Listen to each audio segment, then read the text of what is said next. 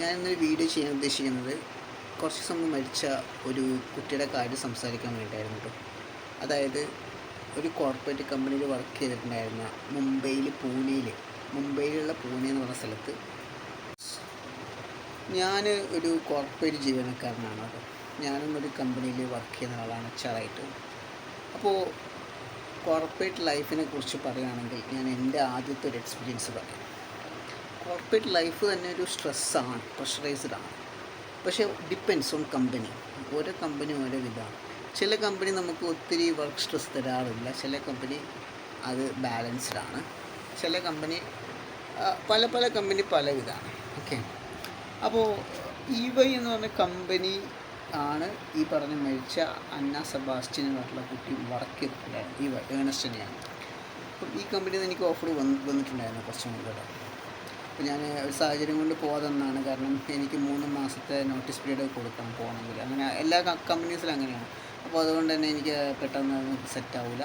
അതുകൊണ്ട് ഞാനത് റിജക്റ്റ് ചെയ്താണ് ഓഫർ. അപ്പോൾ എന്താണ് ആക്ച്വലി സംഭവിച്ചത്, ഈ അന്ന സെബാസ്റ്റ്യൻ എന്താണ് സംഭവിച്ചത്, അതാണെന്ന് സംസാരിക്കാൻ പോകുന്നത്. ഈ അന്ന സെബാസ്റ്റ്യൻ എന്ന് പറഞ്ഞ കുട്ടി ചാർട്ടേഡ് അക്കൗണ്ടൻ്റായിട്ട് ഏകദേശം 4 മാസമായിട്ട് വർക്ക് ചെയ്യണം. ആ കുട്ടി CA പഠിച്ചിറങ്ങി നല്ല മാർക്ക് കൂടി പാസ്സായിട്ട് ആദ്യം പെടുന്ന ജോലിയാണ് EY മുംബൈയിൽ. അപ്പോൾ ഒരു കോർപ്പറേറ്റ് ജോലി എന്ന് പറഞ്ഞാൽ സാധാരണ ഒരു കാര്യമല്ല. അത് നമ്മൾ പഠിച്ചതിൻ്റെ ഒരു സംഭവം കാണിക്കണം. നമുക്കിവിടെ ഒരു ഹൈ പാക്കേജ് സാലറി ഉണ്ടാവും. അപ്പോൾ നമുക്കൊരു ഭയങ്കര അധികം അതൊരു ജോലി കിട്ടുക, അത് കോർപ്പറേറ്റിലേക്ക് ജോലി കിട്ടുക പറഞ്ഞാൽ എല്ലാവർക്കും കിട്ടുന്ന കാര്യമല്ലല്ലോ. അപ്പോൾ അതിനനുസരിച്ച് ഒരു പ്രസ്റ്റീജ് ഉണ്ട് ഒരു സൈഡ്.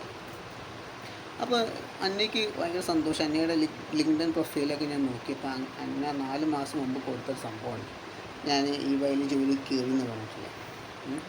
അപ്പോൾ അത്രത്തോളം സന്തോഷമുള്ളത് കൊണ്ടാണ് അവിടെ അവർ ഷെയർ ചെയ്ത സംഭവം. അപ്പോൾ 4 മാസം മുമ്പ് ജോലി കയറി, ജോലി നല്ല രീതിയിൽ പോയിക്കൊണ്ടിരിക്കുന്ന സമയത്ത് തൻ്റെ മാനേജർ ഒരുപാട് വർക്ക്, അത് ഈ അന്നയുടെ കൂട്ടുകാരി പറയുന്ന കുറച്ച് കാര്യങ്ങളുണ്ട്. തൊഴിൽ സമ്മർദ്ദത്തെ തുടർന്ന് ഹൃദയാഘാതം വന്ന് മരിച്ച അന്ന സെബാസ്റ്റ്യന്റെ സുഹൃത്ത് ആൻ മേരിയുണ്ട് എനിക്കൊപ്പം. അന്നോട് എന്തൊക്കെയാണ് തന്നെ ഷെയർ ചെയ്തിരുന്നത്? വർക്ക് സ്ട്രെസ്സിനെ പറ്റി കൂടുതൽ, അതായത് സാറ്റർഡേ സൺഡേസും ഒക്കെ വർക്ക് ചെയ്ത്, അതും 16 hours. രാവിലെ 6 മണിക്ക് എഴുന്നേറ്റ് പോകണം, രാത്രി ഒരു ലേറ്റ് നൈറ്റ് 11:30 12 വന്നുകൊണ്ടിരുന്നത്. ചില സമയത്ത് 1 മണി രാവിലെ ആവും. അപ്പൊ ഇങ്ങനെ ആ സ്ട്രെസ് പറ്റുന്നില്ല. ഒരു 2 മാസം ഫുൾ ടൈം ഇങ്ങനെ സാറ്റർഡേ സൺഡേ ഒക്കെ വർക്കിംഗ് ആയിരുന്നു. ഒരു ബ്രേക്ക് പോലും ഇല്ലാണ്ട് ആണ് ആ കുതിരെ കൊണ്ട് വർക്ക് ചെയ്തുകൊണ്ടിരുന്നത്. നമുക്കത് പറ്റുന്നില്ല, ഇട്ടിട്ട് പോയാലോ എന്ന് ആലോചിക്കുന്നുണ്ട്, എനിക്ക് തിരിച്ച് വീട്ടിൽ വരണം എന്നൊക്കെയാണ് പറഞ്ഞുകൊണ്ടിരുന്നത്.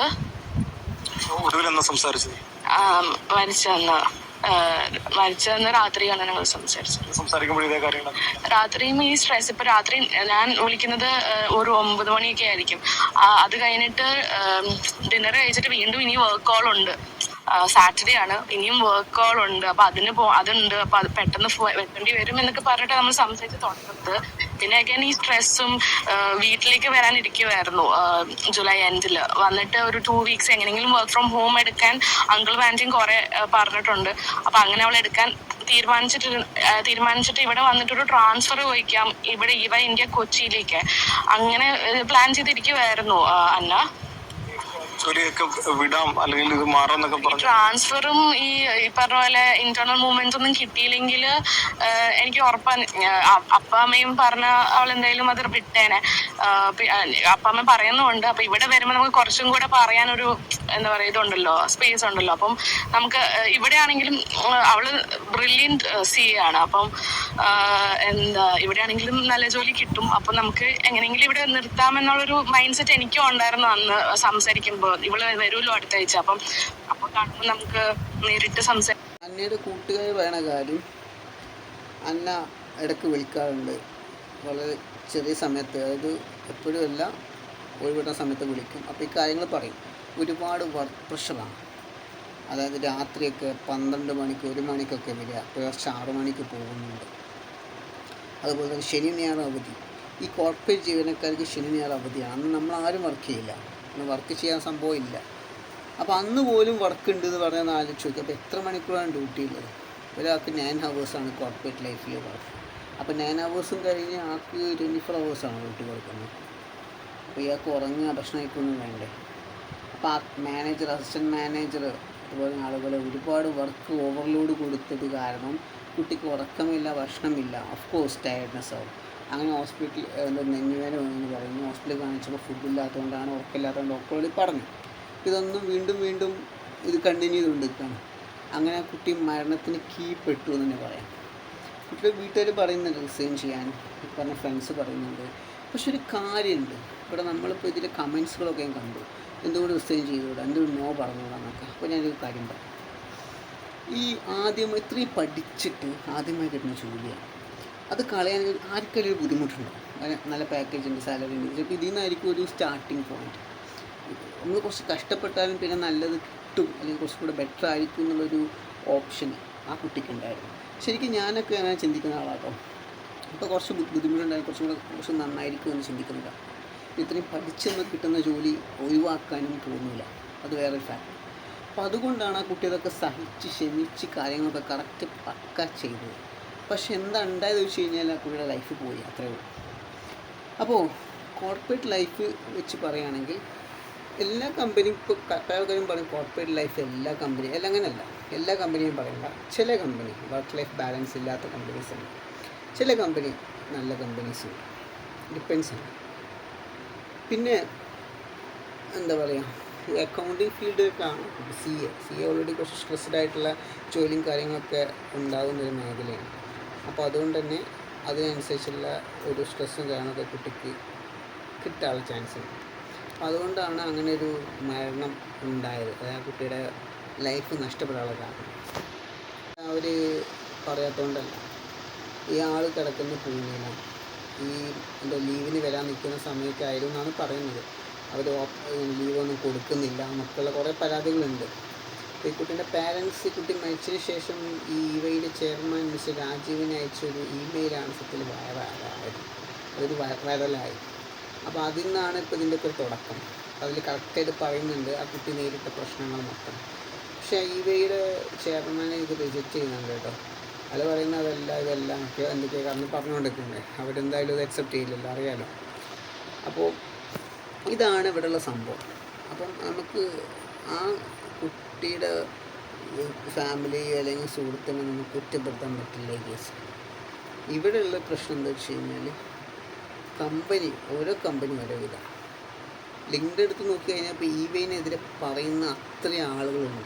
കാരണം ഇങ്ങനെ ഒരു വിഷയം വന്നപ്പോൾ ഇതൊരു നാഷണൽ ന്യൂസായി മാറിയപ്പോൾ ഒത്തിരി പേര് ഇപ്പോൾ ഇതിനെ അഗെയിൻസ്റ്റ് ആയിട്ട് ഇറങ്ങി.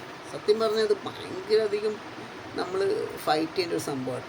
കാരണം ഇനിയൊരു അവസ്ഥ വരാൻ പാടില്ലായിരുന്നു. കാരണം അങ്ങനെയാണ്. ഇങ്ങനെ ഇനിയിപ്പോൾ ഒരു അന്ന സെബാസ്റ്റ്യൻ ഉണ്ടാകാൻ പാടില്ല. ആ കുട്ടിക്ക് ജസ്റ്റിസ് കിട്ടിയേ മതിയാവും. ഏതൊരു കോർപ്പറേറ്റ് കമ്പനി ആയാലും നമ്മളെ കൊണ്ട് പട്ടിപ്പണി എടുപ്പിക്കാൻ പറ്റില്ല. നമ്മളാരും അടിമകളൊന്നും ഇല്ലാതെ. അപ്പോൾ പറഞ്ഞപ്പോൾ നമുക്ക് എല്ലായിടത്തും നോ എന്ന് പറയാൻ കഴിയൂല. നോ പറയേണ്ടടുത്ത് നോ പറയണം എന്നൊക്കെ പറയുന്നത്. ഞാൻ കാര്യം ചെയ്യട്ടെ, നമ്മളൊരു മാനേജർ നമ്മുടെ അടുത്ത്, നമ്മൾ ഒരു ഫ്രഷറായി കയറുന്ന ആൾ മാനേജർ പറയാം അത് ചെയ്യും, നമുക്ക് നോ പറയാൻ പറ്റില്ല. സത്യം പറഞ്ഞാൽ എനിക്ക് പറ്റാറില്ല. എൻ്റെ അടുത്ത് പിന്നെ അങ്ങനെയൊന്നും പറയാറില്ല. എന്നാൽ എൻ്റെ ചില കാര്യങ്ങളൊക്കെ പറയുമ്പോൾ നമ്മളത് ഒബീഡിയൻ്റ് ആയി പോകും. അതാണ് എൻ്റെ നാച്ചുറൽ. കാരണം നമ്മൾ അത്ര എക്സ്പീരിയൻസ്ഡ് അല്ല നോ പറയാനൊന്നും. അതൊക്കെ അത്യാവശ്യം ഒരു ഏജൊക്കെ എത്തി കുറേ എക്സ്പീരിയൻസ് ഒക്കെ ആയ ആളുകൾക്കാണെങ്കിൽ ഓക്കെ. ഫ്രഷറായി കയറുന്ന ഒരു വ്യക്തിക്ക് അവിടെ ചാടിക്കയറി നോ ഒന്നും പറയാൻ കഴിയില്ല. ഞങ്ങൾ ആദ്യം ചിന്തിച്ച് നോക്കുക. അപ്പോൾ ഈ കാര്യങ്ങളൊക്കെ കണ്ടപ്പോൾ എനിക്ക് ആ കുട്ടിയുടെ കറക്റ്റ് മൈൻഡ് സെറ്റ് മനസ്സിലായി. കാരണം ആ കുട്ടി ഫ്രഷറാണ്.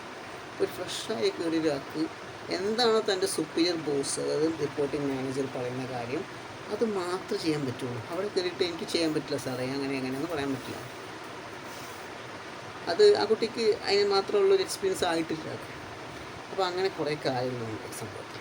അപ്പോൾ എനിക്ക് പറയാനുള്ള കാര്യം, പ്രോപ്പർ ഇൻവെസ്റ്റിഗേഷൻ കാര്യങ്ങൾ നടത്തിയിട്ട് ഇവൈ കുറ്റക്കാരാണെങ്കിൽ തക്കതായുള്ള ശിക്ഷ ഇവൈ കമ്പനിക്കെതിരെ എന്താണ് നടപടി അതെടുക്കുക. ഇനി ഇങ്ങനെ ഒരു വിഷയം അവിടെ ആർക്കും ഉണ്ടാകാൻ പാടില്ല. പല ആൾക്കാരും പറയുന്നുണ്ട് ഇതിൻ്റെ കമൻസിൽ, ഞങ്ങൾ ഇതുപോലെ ഇവയിൽ ഒരുപാട് പ്രശ്നം ഉണ്ടായിട്ടുണ്ട്, സെയിം വർക്ക് പ്രഷർ കാരണം ഒരുപാട് റിസൈൻ ചെയ്തു, ഇനിയും ആളുകൾ സ്ട്രഗിൾ ചെയ്യുന്നുണ്ട്. അപ്പം ഇനി ഈ വിഷയം ഉണ്ടാകാൻ പാടില്ല, ഇനി ഇത് ആവർത്തിക്കാൻ പാടില്ല. ഇതോടുകൂടി അന്ന സെബാസ്റ്റ്യന് കൂടി സംഭവങ്ങൾ കട്ട് ചെയ്ത് കൊടുക്കും. അപ്പോൾ ഇനി ഈ വിഷയം ഉണ്ടാകാൻ പാടില്ല എന്നാണ് എനിക്ക് പറയാനുള്ളത്. ഓക്കെ. അപ്പോൾ അത്രയും പറഞ്ഞ വീഡിയോ ഞാൻ അവസാനിപ്പിക്കുകയാണ്. Okay, by.